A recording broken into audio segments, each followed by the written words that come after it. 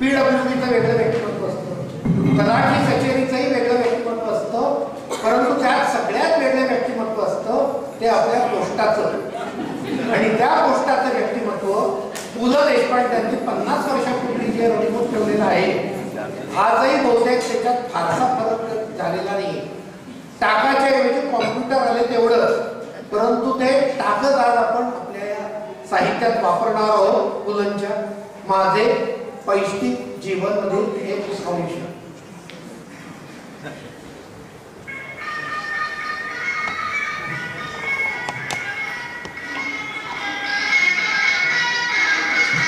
Post office ही एक अजब गोष्ट आहे.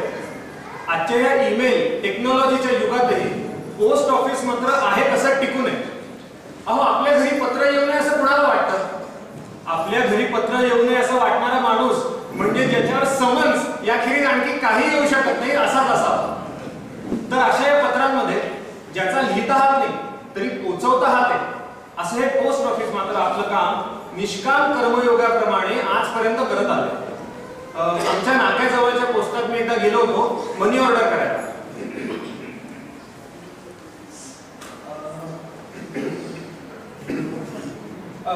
Madam excuse me. मॅडम जरा मनी ऑर्डरचा फॉर्म देता का प्लीज? 1 रुपया सुट्टा द्या. 1 रुपया सुट्टा? 5 रुपये चालतील का? द्या. हा, थँक्यू. हे घ्या 5 फॉर्म. पण मला एकच मनी ऑर्डर करायची आहे. 5 रुपयाला करा मनी ऑर्डर. अरे ना,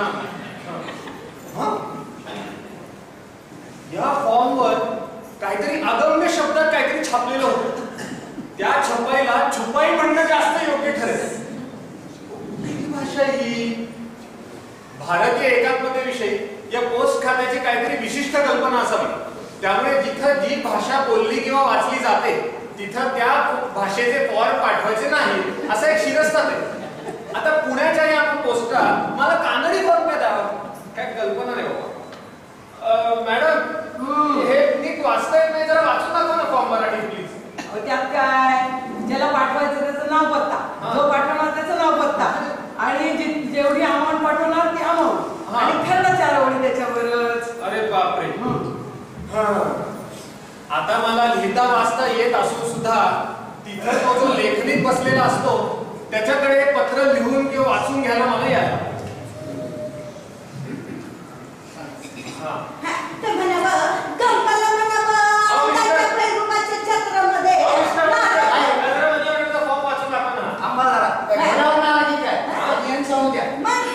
नीट बोला की काही manners. Why are you so rude? अरे वा, आमचा शब्द निघास काय?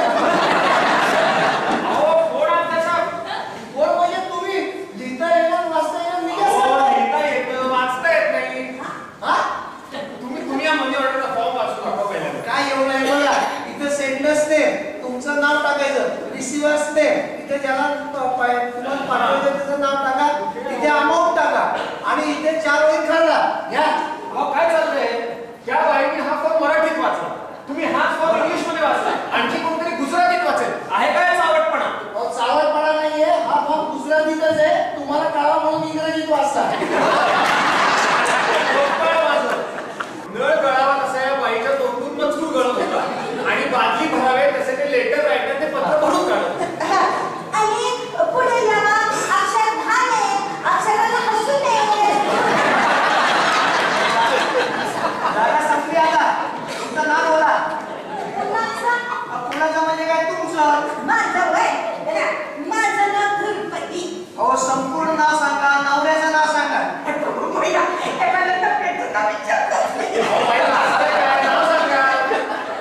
घेऊ का आता बरं काढतच नाही.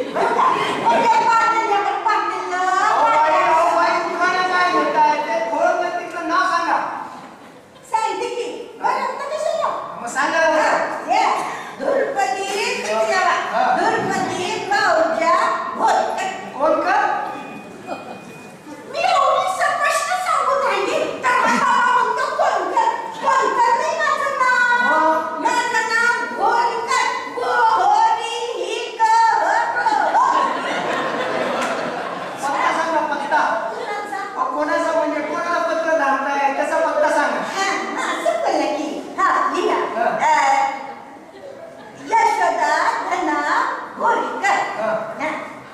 पाटलाच्या बकरीच्या वर भारतीच्या देवळाच्या हल्ल्यात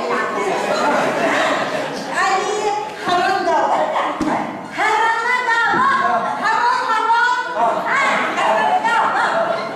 कवडी एवढी एवढी स्पष्ट बोलून राहिली तरी बघा आता कसा सुकला माझा चहा सांगा मला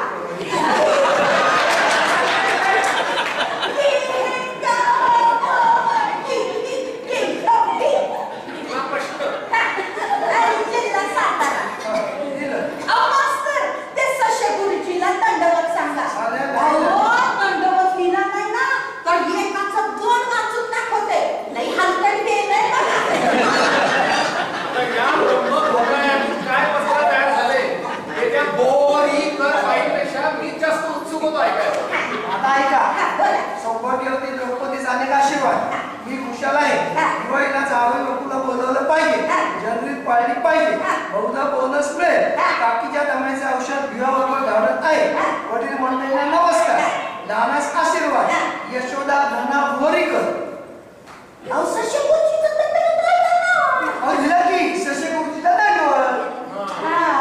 आता मास्टर अजिबात न लिहिलेला मजकूर सुद्धा वाचून दाखवतो. माझा गुजराती मनी ऑर्डरचा फॉर्म त्यांनी इंग्लिश मध्ये वाचला, यात नव्हते काय. त्यामुळे कुठल्याही प्रसिद्ध पुढाऱ्याच्या किंवा व्यक्तीच्या नावावर सुंदर तिकीट काढलं असेल ना, तर पोस्टाचं पहिलं काम त्या तिकिटावर काळा अशीच का उमटवायचा आणि त्या तिकिटाची शोभा घालवायची. वास्तविक तिकीट चिकटवल्याशिवाय पोस्टाचं पाऊल उमटत नाही. मग तार असं नाही तर काही तिकीट हवं. हा, या तिकिटावर आठवण झाली, मी पोस्टात एकदा रजिस्टर करायला आलो.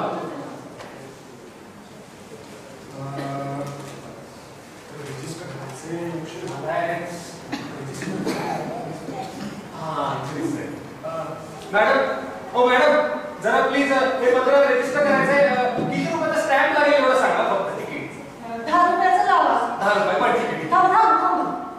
साधं काही आणि बायकोला लिहिलेल्या पत्राला साधं का येडी म्हणून विचारताय? अहो, येडी कोणाला म्हणताय? कोणाला म्हणजे काय की एक्नॉलेजमेंट देऊ म्हटलं तर येडी असायची हो. अच्छा अच्छा, रेजिस्टर्ड एडी होय. काय कागदी बोलू काय ना तुमच्याकडं? नाही नाही, बरं तुम्हीच लवकर सांगा किती रुपयाचा स्टॅम्प लागेल. 20 रुपयाचं लावून सोडा. 20 रुपयाचा का? तुम्हीच जरा मला लावून टाकतो लगेच. ते स्टॅम्प इकडे नसतं हो. ते स्टॅम्प तिकडे एवढं लिहिलेलं किती असतं ना, तिथे मिळतं बघा स्टॅम्प. हे बोल लिहिलं तिकडं. बरं ठीक आहे, शोधत राहा. शॉपिंगला गेलो ना, काय मज्जा आली तुला सांगू. आणि तुला खोटं वाटते, मॅडम? जेवढ्या साड्या घेतल्या ना, प्रत्येक साडीवर मॅडम? सगळं मॅडम, जरा 20 रुपयाचा स्टॅम्प द्या. तिथे चौकशी लिहिली ना, तिकडे जा. चौकशी लिहिली तिकडे? जा ना. आजकाल पोस्टात स्टॅम्पला चौकशी म्हणायला लागले वाटतं. हो, विनोद आपल्या घरी जाऊन मारा बरं का. इथं नाही.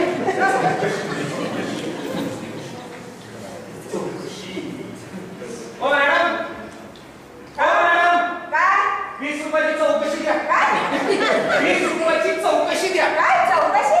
चौकशी द्या. काय मिस्टर सकाळी सकाळी चढवणार आहेत की काय? मी खिडकी मध्ये डोकं मारा, तुम्हाला चढवा. काय बोलून राहिले हो तुम्ही? मग अहो, रागवणार नाही तर काय. आज इतकी वर्ष मी या पोस्टात येतोय, पण एकदाही माझं काम नीट आणि वेळेत झालेलं नाही. इथं हवा तेवढा उजेड नाही, वाराही खेळता नाही. या इथल्या पेनांनी एक पत्र लिहिता येतं शपथ. आणि ही निळसर पांढरी खड ही पत्रापेक्षा पॅन्टला जास्त चिकटतीये. इथल्या एकही पोस्टल कर्मचाऱ्याला पब्लिकशी बोलायची पद्धत माहित नाही. तासभर रांगेत थांबल्यानंतर कळतं सुटे पैसे तरी संपले, नाही तर स्टॅम्प तरी संपले. चिंता नाही